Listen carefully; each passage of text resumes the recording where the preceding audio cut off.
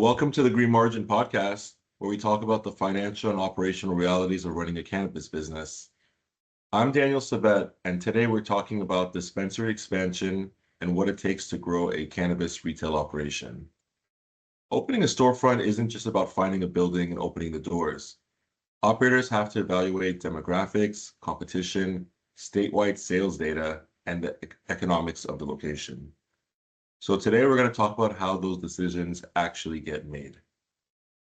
Joining me today is Jon Updegraff, the CFO of Verdes Cannabis in New Mexico. Verdes currently operates 6 dispensaries, and they're preparing to open their 7th location in Albuquerque, New Mexico. They're also vertically integrated with cultivation and production operations supporting their retail stores. Jon, thanks for joining me today. Hey, Daniel. Thanks for having me on the show. I'm excited to be here today. Yeah, likewise. So let's jump right into it. Let's start with the new store you're opening in Albuquerque, which would be your 7th location.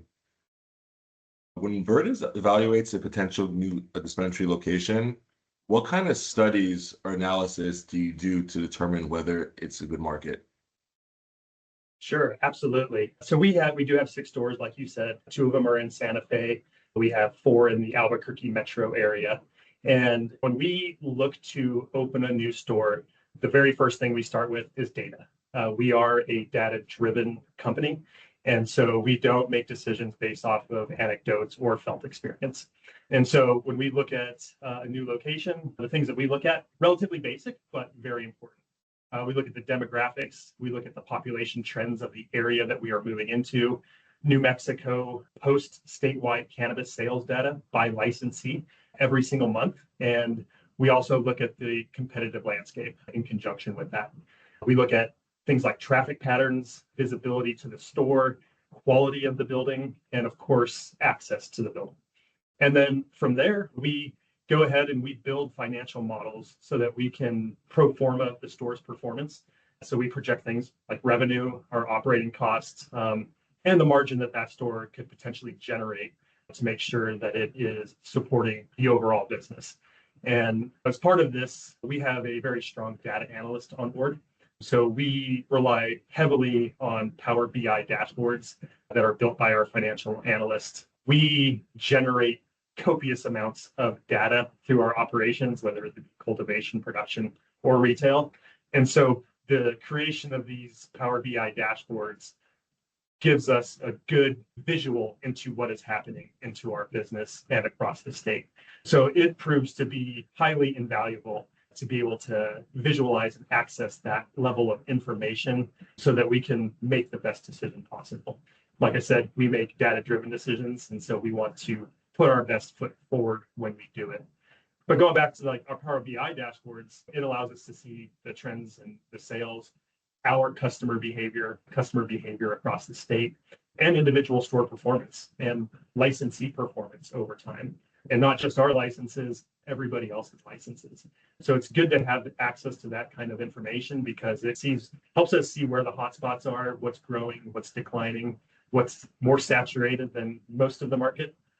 Ultimately, the goal is to make sure that this location can stand on its own financially while contributing to our broader organization. So really, the line growth, it only works if the economics work. And the economics are relatively basic, but in the cannabis industry, especially in New Mexico, which I know we'll talk about more, you have to be paying very, very close attention in order to give yourself the best chance of being successful. Yeah, that's awesome. And it sounds like those Power BI dashboards, they don't only help you when opening the store, but as you're open month over month, that data that gives you the insights to make those decisions of what's working, what's not. Do we need to adjust our pricing? Do we need to buy different brands of inventory? Do we need to go out and market to certain areas to bring more people in from untouched parts of that immediate area? So that's great stuff. I guess between that and the demographic studies and the statewide sales data and all the insights, once you've looked at all that information, what ultimately gives you the confidence to move forward with the location?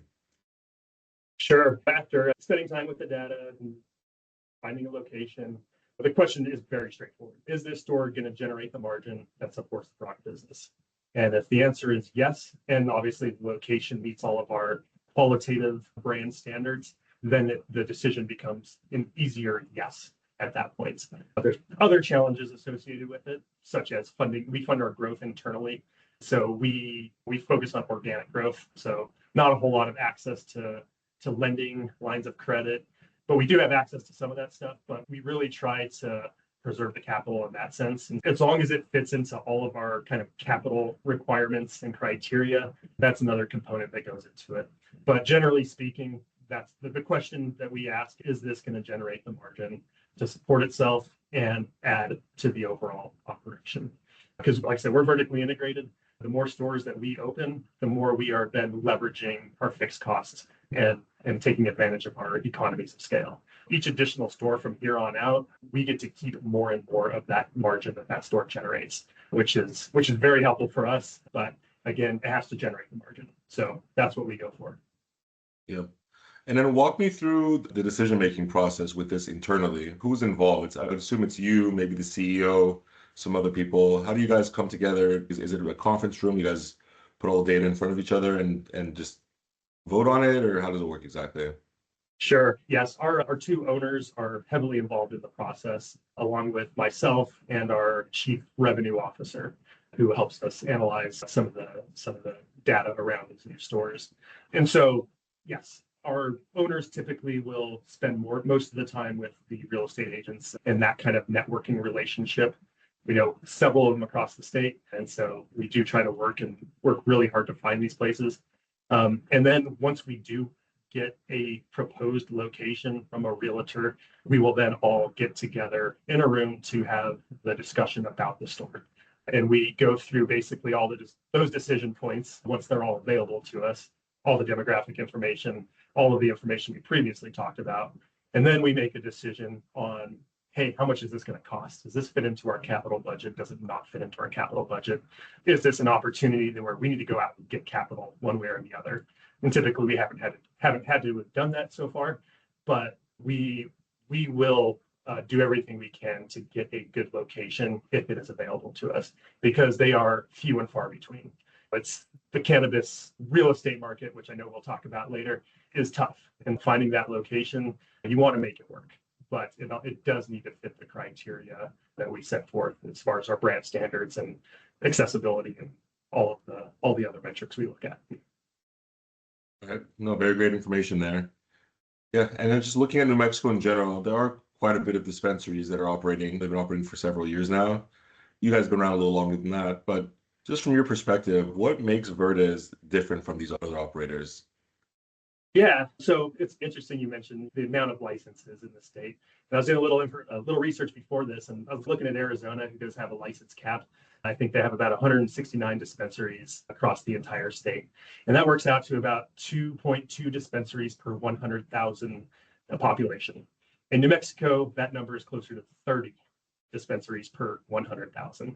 Oh. And that is a uphill battle in a sense, because there is heavy market saturation. And it is very crucial that you're differentiated in this industry. So Verde's been around since 2010. So we've been doing this for 16 years. When the rec market opened up in 2022, obviously the economics of the situation completely changed. And at the beginning, there was relatively lower supply, and so prices maintained. But quickly, more and more licenses came on board, more and more products came on board. Margins compressed, and then people started finding themselves in more and more trouble. And which is a lot of the businesses that came in were people that just wanted to come in, start a cannabis company, and just thought they were going to make a bunch of money, which is great. That's good capitalist mindset, but it's not enough. And so you have to be differentiated. And one thing that differentiates Verdes is that we built a brand based around education, quality, and consistency. Okay, when you come into a Verdes store, whether you're a new customer or novel to the cannabis space, we want the customer to come in and feel comfortable, and we want them to feel confident in their shopping experience. And so we want to, instead of just giving the generic, hey, do you want something uplifting? Do you want something relaxing? We ask things like, hey, what are you trying to achieve? Are you trying to sleep? Are you trying to get out and socialize more and try to replace alcohol with cannabis? What is your goal? And then we spend the time to speak with our customers on achieving that goal and what is the right product to achieve it without getting people too high, giving them something that's going to, make them not want to come back. Oftentimes people consume too much on the first try, and then that turns them off completely. So we try to be very clear about what to expect with the products that they're going to be consuming. And so that, like I said, they leave feeling confident in their purchase and they know what they're getting when they take it home and consume it. And we take the consumption very seriously. Our quality standards are very high. We have a full quality management system across our vertically integrated company, and that helps ensure that we are only delivering safe, consistently homogeneous products to all of our customers, whether it's in our own retail stores or whether it's out in the wholesale market. We take it very seriously. We work closely with our regulators. We help develop some of the rules that are in place, and we try to be very good stewards of the industry from that standpoint, so that people will recognize that, hopefully come to see us because of it. And I think that if you ever come to New Mexico and see one of our stores, I think that you'll notice the difference as soon as you walk in. It is a great shopping experience. The stores are clean, they're very nice, and our people are the best. They are professional, highly educated, and they are there to help and serve our customers. And that is what we believe attracts people to Verdes. Yeah, I couldn't agree more. I feel like some people have models where it's like they rely on their foot traffic if they're a tourist location, let's say, and they're just trying to get people in and out the door as fast as possible and try to cross-sell them as fast as possible on multiple products. And that mindset is like a one-off mindset, right? It's, hey, these people will never come back again. Let's just get the most out of them. Sounds Right. like what you guys are doing is you're catering to these customers, really tapping into their needs and their pain points. And what that's going to do is potentially have them come back more often than not, and also refer other people to come and say, hey, don't come to this store. This store is the real deal. So not only do you get great retention, but you also get more people coming from those internal reviews from those people. So that's a great mindset you guys have. Honestly, I haven't heard that much from a lot of cannabis dispensary owners, so that's refreshing to hear for sure. Right. And let's jump into the real estate challenges. I know we said we're going to jump into this pretty soon because that's one big aspect of New Mexico. Very hard to find real estate, to find good real estate. How difficult is it to actually find a location in New Mexico? What are some of the hurdles you have to go through to find it? Sure. Yeah. So finding real estate in New Mexico, I will say it's relatively difficult. So there are some restrictions in place. So, for example, dispensaries have to be 660 feet apart from one another. So there's a distance rule there, and they also have to be 300 feet away from schools. Okay, so that alone puts in some level of restriction. And as I mentioned, we have 30 dispensaries per 100,000 population. And so it's a saturated market. So one, you just have to find a place that has the correct distance from either a school or another dispensary.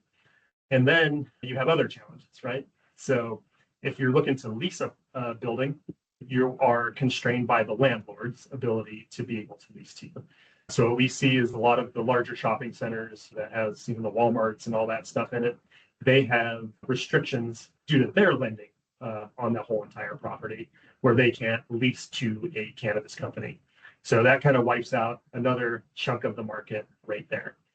And so if we want to purchase something and then build it out, which is another option that we do, there's lending challenges. And we are privileged enough to have a bank that will lend to us, but it does come at a price tag. We do have to put down a substantially larger down payments, usually around 35% of purchase price. And generally the interest rates are a little bit more high. And so that's a little bit of a capital restriction that prevents us from getting into some places. So when we look at both leasing and purchasing opportunities, those are some of the hurdles that we have to overcome, because we can find a great building and then 600 feet away is another dispensary. So the city says no. And that's something that we have to live with, and that's just part of the landscape. And so that's why we are very aggressive when we talk to our real estate agents. We network outside of real estate agents to see construction companies, developers. We work with a lot of them to see what's in the pipeline, and that if there's something available down the road that we can potentially get into.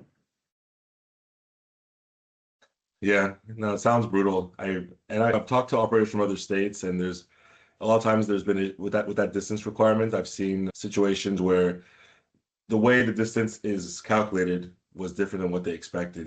Is it from property line to property line, or is it from door to door? And sometimes that additional 15 feet makes all the difference.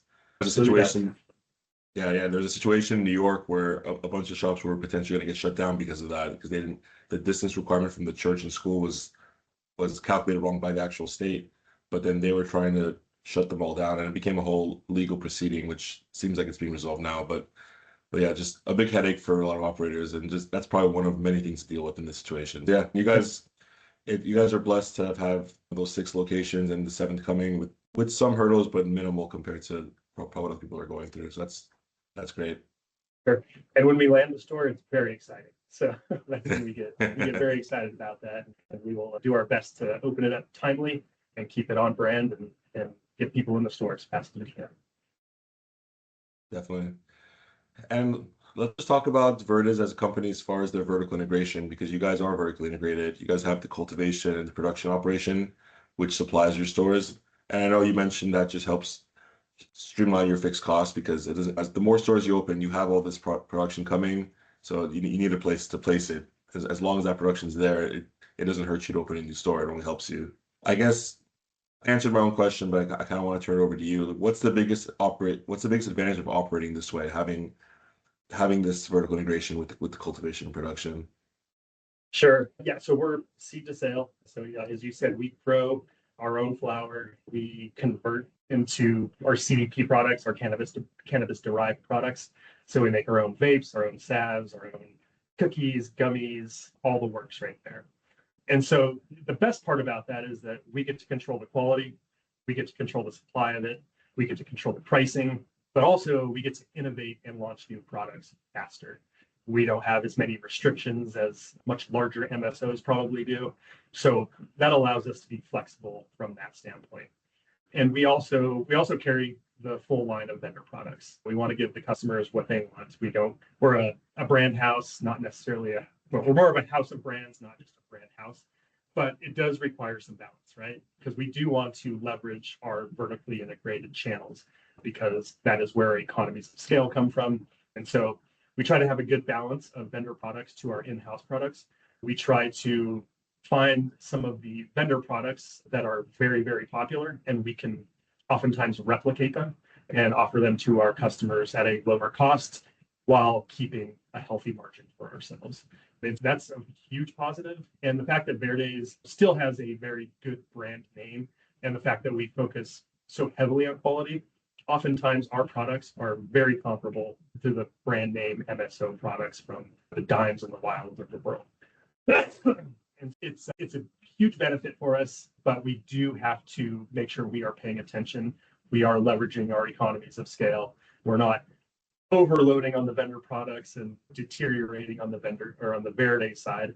So we have to ensure, as you said, open up more stores so we have outlets to sell this stuff. And we also have a wholesale program that allows us to really blast out a whole lot of products, and again, leverage some of our efficiencies that we have up in our commercial kitchen and our grows. Yep. All right. And just from a financial perspective, looking at margins, what are the typical margin differences between selling your own branded product versus those third-party products that you purchase? Sure. So typically when we buy vendor products, the go-to is to keystone it. So it's just twice the price and you get yourself about a 50% margin. And depending on the product and depending on how we're able to negotiate with those vendors, that percentage could be a little bit higher or a little bit lower, depending on the strategic positioning of that product. But our in-house products, as you can imagine, the margins are substantially higher. We do have a range depending on the product. Some products have margins that are closer to 100%.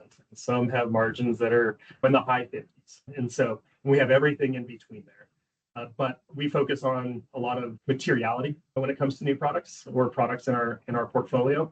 We don't want to just create something that's not going to be material to the business or have any momentum for a growth play. And so we try to, when we try to innovate new products, we either try to replicate something that's very popular in the market, or we try to come up with something that is novel to the industry. And either way, we are generally able to capture substantially more margin by doing it ourselves and maintaining the quality standards, the distribution, the fulfillment of it, and which is a lot of work, a lot of moving parts, a lot of room for error. But the fact that we have our full quality management system in place allows us to do that and allows us to do it well. Very good.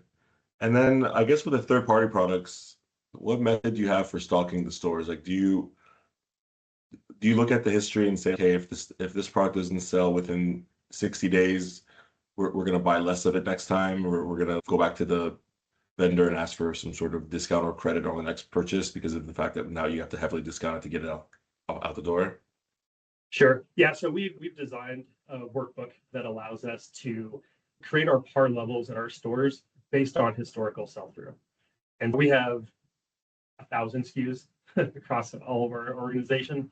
And so we will track the 60-day sales, just like you said. That's actually the number that we use. And we go store by store and SKU by SKU about the sell-through for every single one of those products. And we are able to trend by location how products or how categories are doing in that store. And so that allows us to react and supply stores, each individual store slightly differently. If one store has a higher concentrate following, we can offer more concentrates at that store. And so it's dynamic. And so we do keep tabs on, like you said, if products are declining, we go to the vendor and say, hey, what's going on? We need help selling this. So we need pop-ups in our store, or this is a dying product and we no longer want to carry it. And so we make those decisions pretty much as frequently as necessary, but at minimum, we are looking at it to see how products are performing. Are they up and to the right, as we like to say, or are they going down and to the right? And then that helps us make a decision on swapping out flavors, swapping out products in general, and allows us to keep things fresh in our store so that we're always giving the customer something new. But we also always have kind of our staples, sleek gummies, for example, will always be popular and they're up and to the right. And so we will continue to make those. We try to pay very close attention to the market, what the trends are, and we try to react quickly because that is one thing in this industry that is a requirement, which is you got to be adaptable, you got to be able to be nimble, and you got to be able to shift gears relatively quick and be willing to do it and finding the great people that are willing to muscle through some of those things with you. For sure. All right, before we wrap up, what's the one thing operators should understand about this industry if they want to build a successful cannabis business? Sure. This is a industry and a business that requires very good business sense. It is a lot of work operationally. It is not a get rich quick scheme. There is a lot of compliance. There is restrictions on banking access. In New Mexico, it's a saturated market, and having a strong brand is very important, or having the location that's going to allow you to be successful.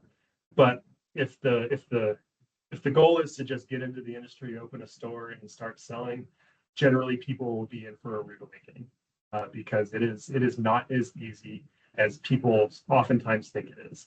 And you're not rolling around in the cash as much as people oftentimes think we are. And so I would want people to understand that this is not for the faint of heart if you want to do it well. If you want to open up a pot shop and get by, possibly do it. But if you want to thrive, it requires you to mind your business and be very in tune with what is happening at the local level, the state level, and at the national level, so that you can make good decisions and also pay attention to the data. The data tells the story. It tells you where you're going. It tells you where you've been. And that's another thing that oftentimes gets overlooked is people work on anecdotes. They use their discernments and they think they're making a good decision, when in reality, the data truly says otherwise. Jon, great insights, and thank you so much for joining me today. And thank you for everyone tuning into the Green Margin podcast. We'll see you next time.